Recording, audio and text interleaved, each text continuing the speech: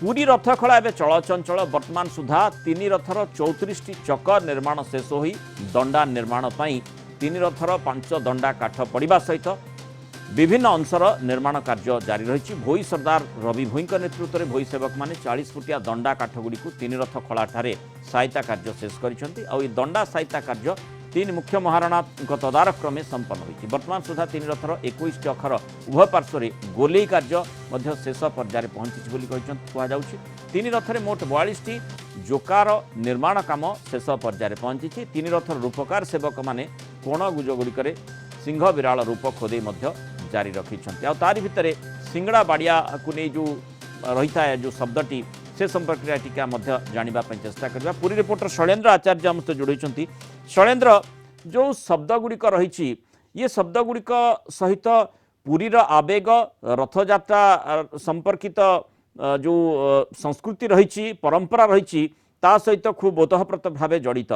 ये जो शब्द सिंगड़ा बाड़िया प्रकृत में जो जो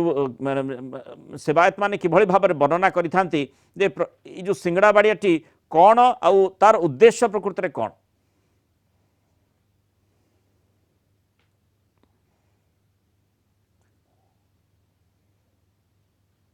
तेणु जो भाई आम देखुचे रथ निर्माण काम जो रही शैलेन्द्र जो प्रश्नटी मोर रही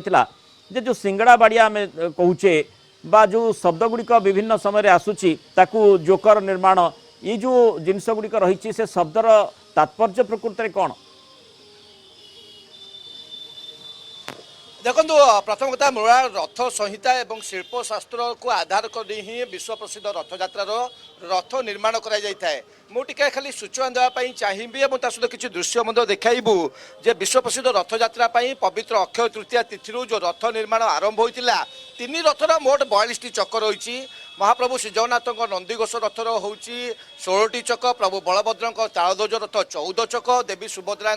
दर्पदलन रथर हूँ 12टी चक। ये समुदाय 42 चक भितर पाखापाखि 35 चक निर्माण प्रायतः शेष होती। चक निर्माण शेष होगापर चक सहित अख संजोग कर अख हूँ प्रति 2टी चक गोटे लेखाएं अख तो यही हिसाब से 42 चक 21 अख जहाँकि निर्माण प्रायतः शेष पर्यायर पहुँची। एवं आपन जो कहले सिंगड़ा बाड़िया हौ जोका हौ मुहाट हौ ये सब हूँ शिल्पशास्त्र बा जो माने रथ निर्माण नियोजित अच्छा महारणा से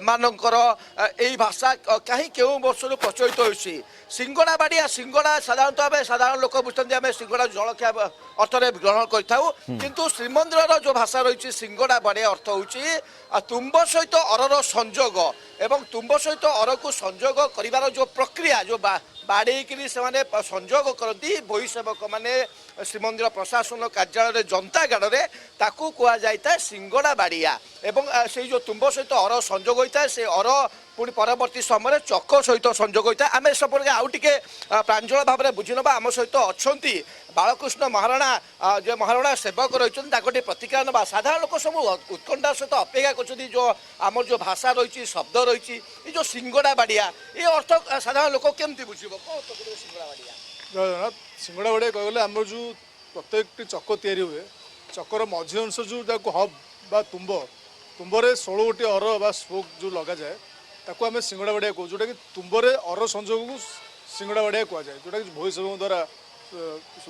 तैयारी कराए जोटा कि जनता गोटे गोटे स्वतंत्र नाल अच्छी से तुम्ब को रखा जाए गोटे काठर हाथुरा गोटे काठ गड़ी पर ठिया कि तुम्ब को अर संजोग करती ताकू सिंगड़ा बाड़िया कहुए से गुड़िक परवर्ती समय ताकू सिंगड़ा बाड़िया सरला आम रथ चालिक आनी पई बा रिम संजोग कर चक्र आकृति देता तो मुख्यतः भोई सेवक से कार्य जोटा कि आम अर संजोग कर आमको से हस्तांतर करता है। आउ गोटे कथा जो 5 दंडा पड़ी दंडा कहुए रथ रोचे फ्रेम ये जो 5 दंडा कौन गोटे लोक केमती बुझे? 5 दंडा मीन्स कहले आम जो मुहाट जो फ्रंट सम्मुख भागर काठटा जोटा आम गोड़ा तलू जो लंबा काठ जो डाली लता कटाई था ताकू मुहाटी कहे रथर सम्मुख काठ और पछ भाग काठ जो 4 पार्श्व 4टी मुहाट थाए जोटा कि रथ चक अख जो फ्रेम थी दंडा कहुए दंडार 11टी काठ एगारटी काठर आम जो मझिर जो 5टी काठ रखा जाए 5 दंडा कहुए जोटा कि आग पछ 2टी काठ मुहाटी की संजोग करके संलग्न कराए जोटा तो षडेन्द्र जेमिति सेवायत कहउछंती जे किभଳି भाबरे जो परंपरा रही एवं पारंपरिक ना मध्य रही ताकू टिके साधारण लोक वर्तमान परिप्रेक्षी में बुझा कष्टकर हो पारे किंतु जितेबाला सेवायत निजे बुझाउछंती आपण मध्य से कथा सहित उतप्रोत भाव में जेहेतु जड़ित आपड़ बुझाते निश्चय समस्त ये टी बुझा सहज होता आशा करा बहुत धन्यवाद शैलेन्द्र आचार्य विस्तृत सूचना आम सहित रही।